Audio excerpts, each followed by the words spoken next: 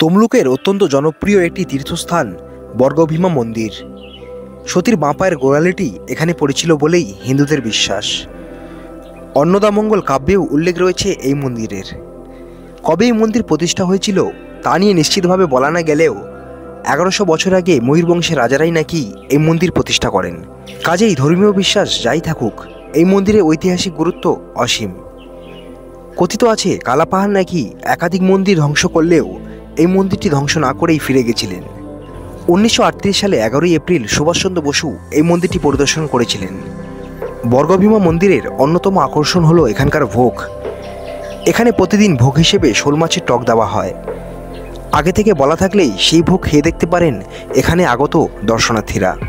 আজকে আমাদের গন্তব্য কলকাতা থেকে মাত্র 86 কিলোমিটার দূরে অবস্থিত 51 সতীপীঠগুলির মধ্যে অন্যতম একটি সতীপীঠ তমলুকের মা বর্গভীমার মন্দির।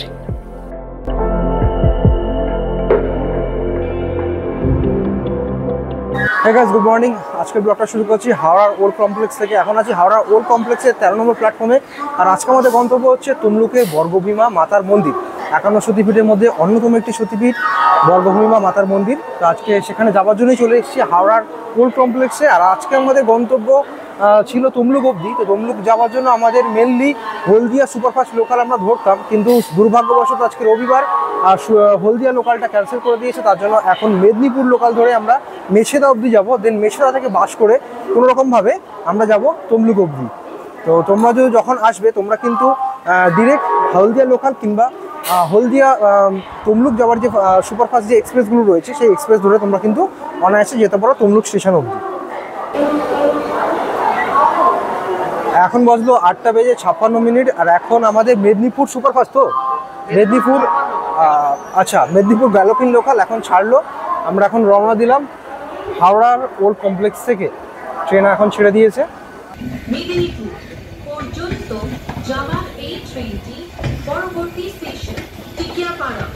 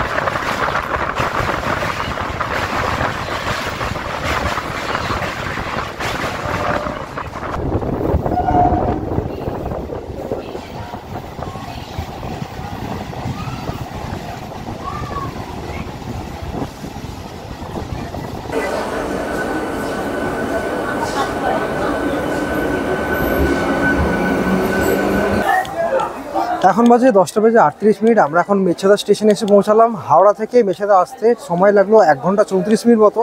হাওড়া থেকে মেছেদা স্টেশনের দূরত্ব হচ্ছে 54 কিলোমিটার এবং যাত্রাপথে 16খানা স্টেশন পড়ে।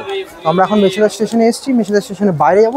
মেছেদা স্টেশনের বাইরে গিয়ে আমরা যাব বাস স্ট্যান্ডের দিকে। বাস স্ট্যান্ড থেকে বাস ধরে আমরা যাব মায়ের মন্দিরের উদ্দেশ্যে। চলো বাস স্ট্যান্ডে যাই। জাস্ট মেছেদা স্টেশনে আসবে। মেছেদা স্টেশন থেকে বেরোলেই সামনেই রয়েছে বাস স্ট্যান্ড। এই জাস্ট এই দেখো, এটা বাস স্ট্যান্ড কাম বাজার। এখান থেকেই আমরা কিন্তু তমলুক যাওয়া কিংবা এখান থেকে হলদিয়া মেদিনীপুর যাওয়ার নানান ধরনের এখানে কিন্তু বাস পাওয়া যাচ্ছে। এটা হচ্ছে মেন বাস স্টপ। এখান থেকে আমরা তমলুক যাওয়ার বাস পেয়ে যাব।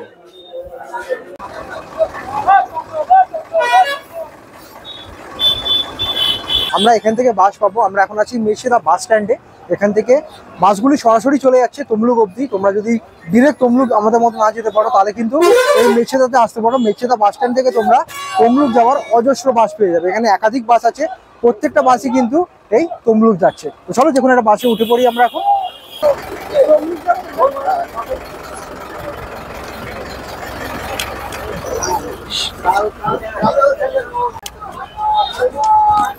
মোটামুটি ভালোই একটা ফাঁকা বাস পেয়ে গেছি, সিট আছে বসার জন্য। এই বাসে করে আমরা এখন যাচ্ছি তমলুক অবধি।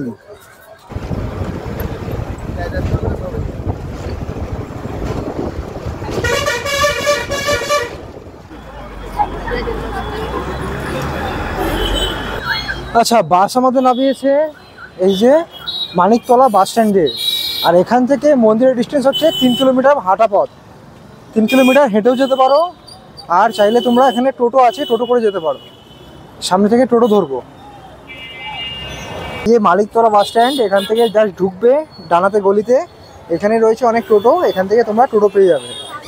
বর্গভীমা মন্দির এখান থেকে যান, ক টাকা করে ভাড়া? 15 টাকা ভাড়া। কত কত কিলোমিটার এখান থেকে?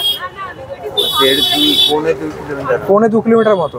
আর আচ্ছা, এই মানিকতলা বাস স্ট্যান্ড থেকে কিন্তু বর্গভীমা মন্দিরের ডিস্টেন্স 3 কিলোমিটার মতো। টোটোওয়ালারা বলছে 1.5-2 কিলোমিটার, যাই হোক 3 কিলোমিটার মতো। টোটোতে ভাড়া লাগে 15 টাকা করে, আর সময় লাগে ওই 20 মিনিট মতো। তো চলো টোটো করে আমরা এখন যাই। আচ্ছা, টোটো আমাদের এখানে নামিয়েছে, এই যে টোটো স্ট্যান্ড, আর এই হচ্ছে বর্গভীমা মন্দির, ঠিক আছে? তো আমরা এখন মন্দিরের সামনে রয়েছি। আর মন্দিরে ঢুকতে গেলে সামনে এখানে ডালার দোকান রয়েছে, আর জুতো খোলার স্থানও কিন্তু এখানে। ভাই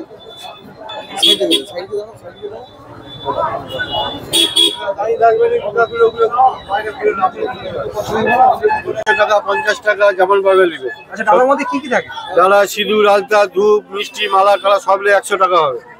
70 টাকার হবে, 50 টাকার হবে, যেমন পারবে তেমন কিনে নিবে। সব 100 টাকা করে। দোকানের নামটা একটু বলো। 2 রকমের পেয়ে যাবে। নাম আমার জগাই দাস। দোকানের নাম বর্গভীমা মিষ্টান্ন ভান্ডার।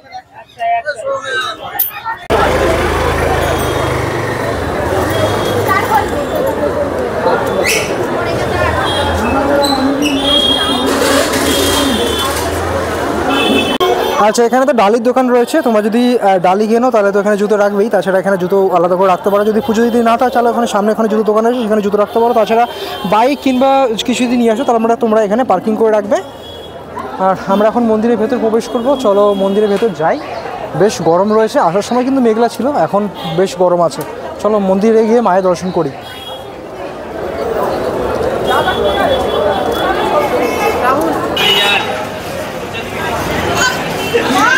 নিচে নিচে এটা দেন আপনি।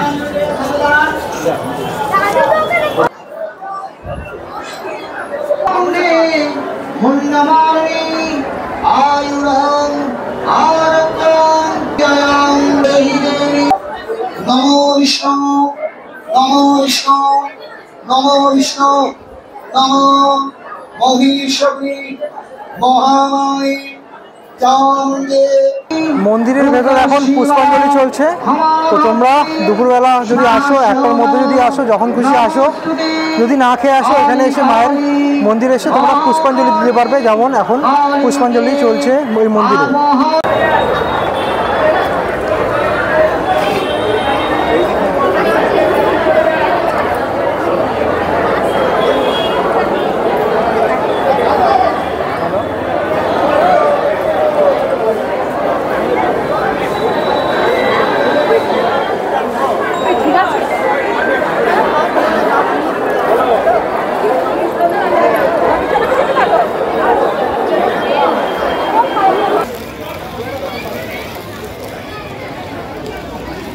আচ্ছা, আজকে যেহেতু রোববার, তাই মন্দিরের মধ্যে বিশাল লাইন পড়েছে মাকে পুজো দেওয়ার জন্য। ভক্তদের ভিড় কিন্তু বিশাল পরিমাণ এখানে লক্ষ্য করা যাচ্ছে।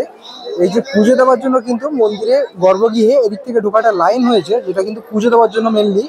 দেখতে পাচ্ছ লাইন কিন্তু বিশাল একটা লাইন এখানে পড়েছে আজকে দিনে।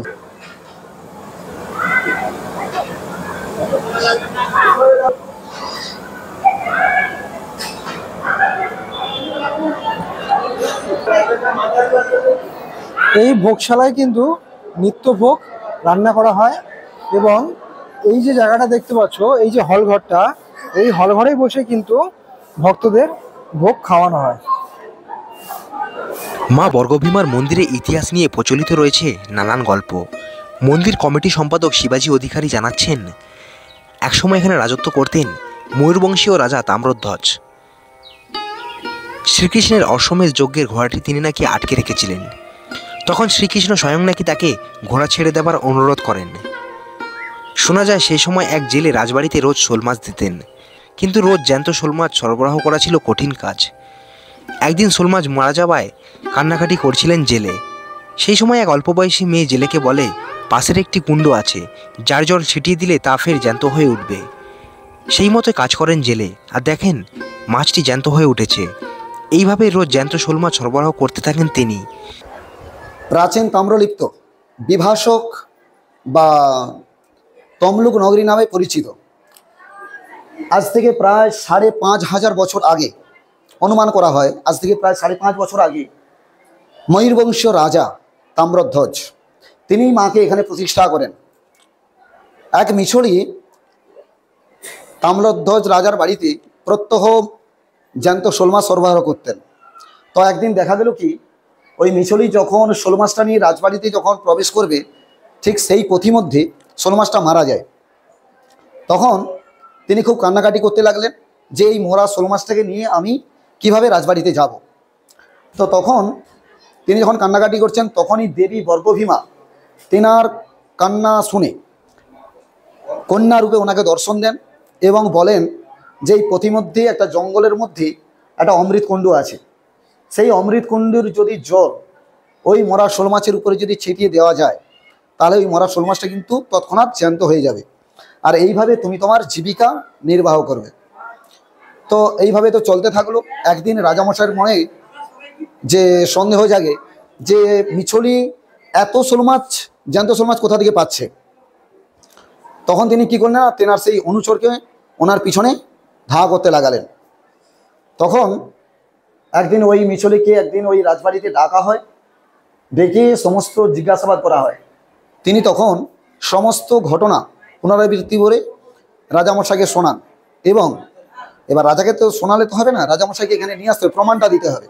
প্রমাণ দেওয়ার জন্য কি করলেন না, তৎক্ষণাৎ একটা মরা শোল মাছ নিয়ে এসে এই সেই অমৃতকুণ্ড এখানেই আসছিলেন রাজামশাইকে নিয়ে। রাজামশাই এবং তার সঙ্গপাঙ্গ যারা ছিলেন তাদেরকে নিয়ে এই অমৃতকুণ্ডুর কাছে যখন এলেন, এসে ওই মরা শোল মাছের উপর যখন জল দিয়ে দিলেন, তখন সেই মরা শোল মাছটা জ্যান্ত হয়ে যায়। এইসব দেখে রাজামশাই তো খুব অবাক যে তাই তো, মরা শোল মাছ যদি জ্যান্ত হয়ে যায়, তাহলে আমার রাজ্যে এত প্রজা বিনা ওষুধে মারা যাচ্ছে, তাহলে আমি যদি এই অমৃতকুণ্ডুর জল যদি মিশিয়ে দিই, তাহলে তো আমার প্রজারা তো তাহলে বেঁচে যাবে। ওই দিন রাত্রিতেই মা তাকে দর্শন দেন এবং বলেন যে আমাকে দেবী বর্গভীমা রূপে এই তাম্রলিপ্ত বন্দরে তুমি আমাকে প্রতিষ্ঠা করো। সেই থেকে আজও পর্যন্ত মায়ের পুজো হয়ে আসতেছে। এখানে পহেলা বৈশাখ থেকে শুরু করে চৈত্র পর্যন্ত যে সমস্ত যোগ আছে, পহেলা বৈশাখ বিপত্তারিণী, ফলহারিণী কালিকা পুজো, তারপর আপনার শারদীয়া দুর্গা পূজা, দীপান্বিতা কালী পুজো, রটন্তী কালিকা পূজা, হ্যাঁ, এই সমস্ত প্রত্যেকটা যুগে এখানে বহু দূর দূরান্ত থেকে ভক্ত আসেন মায়ের কাছে তার মনের কামনা বাসনা নিয়ে, যাতে সবাই সুস্থ থাকেন, যাতে সবাই ভালো থাকেন। থেকে আসছেন? আমি এসেছি হলদিয়া থেকে। হলদিয়া থেকে, আচ্ছা। প্রায়শই কি মায়ের কাছে আসা হয়? না না, প্রথমবার। এই প্রথম? মানে ছোটবেলায় একবার এসেছিলাম, এটা অনেকদিন পর। কি পরিবার সমেত এসছেন নাকি বন্ধু না, বান্ধব? বান্ধবী 3 জন এসেছি। আচ্ছা, পুজো দিয়েছেন? হ্যাঁ, দিলাম। এখানে তো ভোগের ব্যবস্থা রয়েছে, ভোগ কি খাওয়া হবে? সেরকম কোনো প্ল্যান নেই। আচ্ছা, শুধু পুজো দেওয়া হয়েছে আপাতত। হ্যাঁ মন্দিরটা ঘুরে দেখেছেন? হ্যাঁ, এই এলাম তো, এই পুজো দেওয়া হলো, এখনো পুরোটা দেখা হয়নি। উড়িষ্যার রেগদেউল রীতিতে তৈরি মন্দিরটি। 30 ফুট উঁচু বেদির ওপর মন্দিরটির উচ্চতা 60 ফুট। বহুদূর থেকে মন্দিরের চূড়া দেখা যায়। জনশ্রুতি আছে প্রাচীন বর্গভীমা মন্দিরের চক্রের ওপর একটি ময়ূর ছিল। 1868 খ্রিস্টাব্দে প্রবল ঝড়ে পাথর এবং চক্র সমেত চূড়াটি ভেঙে পড়ে। বর্তমানে চূড়াটি ইট দিয়ে তৈরি। 26টি সিঁড়ি অতিক্রম করার পর এই মন্দির। মূল মন্দিরের সামনে রয়েছে যজ্ঞ মন্দির, যার সামনে নাটমন্দির, নববতখানা ও বলির জায়গা। নাটমন্দির আছে দশম মহাবিদ্যার বাঁধানো ফটো। সিঁড়ির নিচে বাঁদিকেই রয়েছে ভৈরব ভূতনাথের মন্দির। মন্দিরে গর্ভ গিয়ে অধিষ্ঠান করছেন দেবী শিলারূপে। দেবী এখানে চতুর্ভুজা, দক্ষিণ হস্তে খড়গ ও ত্রিশূল, বাম হস্তে খপর ও নরমুণ্ড। দেবী ভক্তদের ধর্ম, অর্থ, কাম, মোক্ষ এই চতুর্বর্গ দান করছেন বলেই দেবী এখানে বর্গভীমা নামে পরিচিত। অন্নদামঙ্গল কাব্যেও উল্লেখ রয়েছে এই মন্দিরের।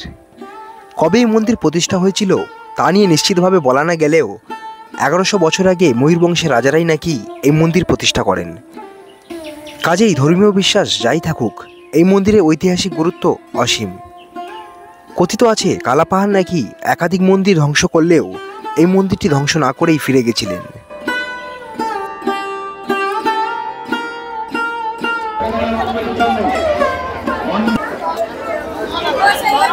আচ্ছা, হাড়িঘাট থেকে যে সিঁদুর নিয়ে যাচ্ছেন এর পেছনে কাহিনীটা কি আছে? মানে এটা আমি নিয়ে জানি না, আমি সত্যিই জানি না।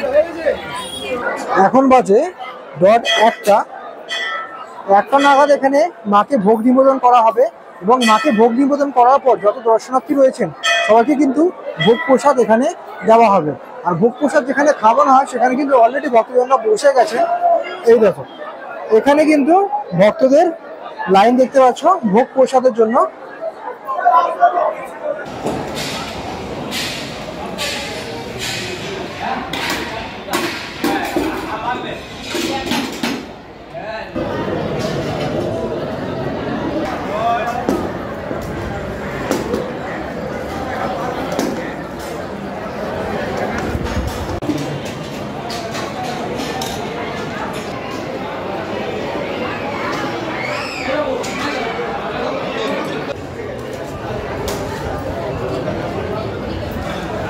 আমার নাম শিবাজি অধিকারী। বর্গিমা মন্দির পরিচালনার জন্য একটা কমিটি আছে, বর্গিমা মাতার মন্দির কমিটি, সেই কমিটির আমি সম্পাদক। কলকাতা থেকে আসতে চাইলে এই মন্দির অবধি সবচেয়ে সহজ পথ কোনটা হতে পারে আপনার কি মনে হয়? যারা নিজেরা গাড়ি আনছে সেটা ভালো, নাহলে তো এখন আমাদের তমলুক স্টেশন অবধি ট্রেন আসছে, দীঘার ট্রেন, হলদিয়ার ট্রেন। আপনি যদি সেই ট্রেনে উঠেন, যদি সময় মতো করেন, তাহলে আপনি তমলুক স্টেশনে নামবেন কি মাতঙ্গিনী স্টেশনে নামবেন। টোটো আছে, 15 টাকা মাথা পিছু ওরা ভাড়া নেয়, বর্গিমা মন্দির এসে পৌঁছে দেবে। আর যদি আপনি খড়গপুর থেকে আসেন, বেছাদায় এসে নামবেন। হ্যাঁ, খড়গপুর দিয়ে বেছাদায় নেবে, বেছাদায় বাস আছে, নানা রকম বাস আছে। একটা বাস আছে যে হাই রোডে বেরিয়ে চলে যাচ্ছে, একটা বাস আছে টাউনে ঢুকছে, যেটা টাউন বাস, সে টাউন বাসে উঠবেন। টাউন বাসে উঠে হসপিটাল মোড়ে নামবেন। মানিকতলাতেও একটা স্টপেজ আছে, কিন্তু হসপিটাল মোড়ে নামলে সেটা সবচেয়ে কাছাকাছি হবে। হসপিটাল মোড়ে নেমে টোটোতে উঠেই বর্গিমা মন্দির চলে আসতে পারবেন। বেছাদা থেকে তমলুক যদি খুব বেশি জোর সময় না, 8 ঘন্টার সময় আপনার বাসে যেতে পারে। আর যদি দূর দূরান্তের কেউ আসতে চান, মায়ের মন্দিরে পুজো দেওয়ার জন্য আসুন, সবসময়ের জন্য খোলা আছে। আমাদের এখনো অবধি মন্দিরের যে নিয়ম, সকাল 7টায় মন্দিরের পুজো শুরু হচ্ছে, বেলা 2টো পর্যন্ত মায়ের পুজো নেওয়া হয়। গর্ভগৃহটা বন্ধ হয়, কিন্তু পুরো মন্দির চত্বর খোলা থাকে। আবার 3টের সময় খুলে রাত্রি 8:30 পর্যন্ত মায়ের কাছে পুজোর ব্যবস্থা নেওয়া হয়। তো গাইস, তমলুকে এসে বর্গভীমা মায়ের দর্শন করলাম। তো 51 সতীপীঠের অন্যতম সতীপীঠ বর্গভীমা মায়ের দর্শন নিজেও করলাম, তোমাদেরও করালাম। আশা করি তোমাদের ভালো লেগেছে। এখানে এসে যে ভোগ প্রসাদ পাওয়া যায়, কেমন কি নিয়ম রয়েছে, সবই তোমাদের জানালাম। আর আমরা ভোগ প্রসাদও গ্রহণ করলাম। এখানে ভোগ প্রসাদ কিন্তু খুবই সুস্বাদু। তোমরা এলে অবশ্যই কিন্তু এখানকার ভোগ প্রসাদ গ্রহণ করো। আর এখন বিকেল হতে চলো, এখন বাড়ি ফিরবো। আর আজকে ব্লগটা এখানেই শেষ করবো। আশা করি আজকে ব্লগ তোমাদের ভালো লেগেছে। যদি ভালো লাগে অবশ্যই ভিডিওটা লাইক করে দিও, তোমাদের মতামত কমেন্ট করে জানিও। আর চ্যানেল যদি নতুন চ্যানেলটা অবশ্যই সাবস্ক্রাইব করে নিও। দেখা হচ্ছে এই ধরনের কোনো ইন্টারেস্টিং কোনো কন্টেন্ট নিয়ে। Till then bye bye, take care, have a nice day, bye bye bye bye bye bye by.